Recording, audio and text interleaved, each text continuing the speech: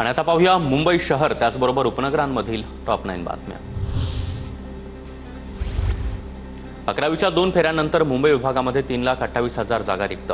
मुंबईमध्ये 1,43,000 विद्यार्थ्यांनी प्रवेश घेतला। अद्यापही 1 लाखावर विद्यार्थी प्रवेशाच्या प्रतीक्षेत। यंदा मामी मुंबई चित्रपट महोत्सव होणार नाही। मामी मुंबई चित्रपट महोत्सवाचे संचालक शिवेंद्रसिंह डुंगरपूर यांची माहिती। तर मुंबई स्वतःचा प्रतिष्ठेचा महोत्सव सुरू ठेवू शकत नाही, हा अत्यंत क्रूर विरोधाभास। प्रसिद्ध दिग्दर्शक हंसल मेहता यांच्याकडून संताप व्यक्त।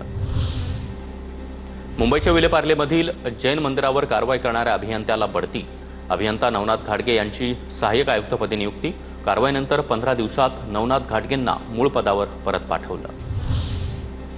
म्हाडाच्या 150 दुकानांच्या ऑगस्टमध्ये लिलाव। मालवणी, गोरेगाव, पवई, चारकोप इथल्या दुकानांच्या विक्रीसाठी लवकरच जाहिरात प्रसिद्ध केली जाणार।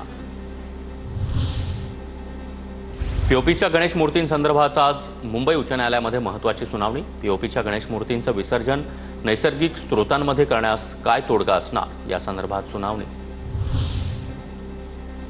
मुंबईतील एका नामांकित शाळेमधील शिक्षिकेकडून विद्यार्थिनीचा लैंगिक छळ। आरोपी शिक्षिकेला जामीन मंजूर। आरोपी शिक्षिकेवर पॉक्सो अंतर्गत गुन्हा दाखल।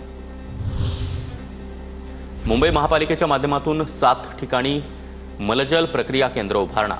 7 प्रकल्पांद्वारे 2,464 दशलक्ष मलजलावर प्रक्रिया केली जाणार। नवीन मलजल प्रक्रिया केंद्रांमुळे समुद्राच्या पाण्याची गुणवत्ता आणि सागरी जीवनावर सुधारणा होणार। वरळी बीडीडी चाळ पुनर्विकास प्रकल्पामधील 556 रहिवाशांचा लवकरच नव्या आलिशान घरांमध्ये गृहप्रवेश होणार।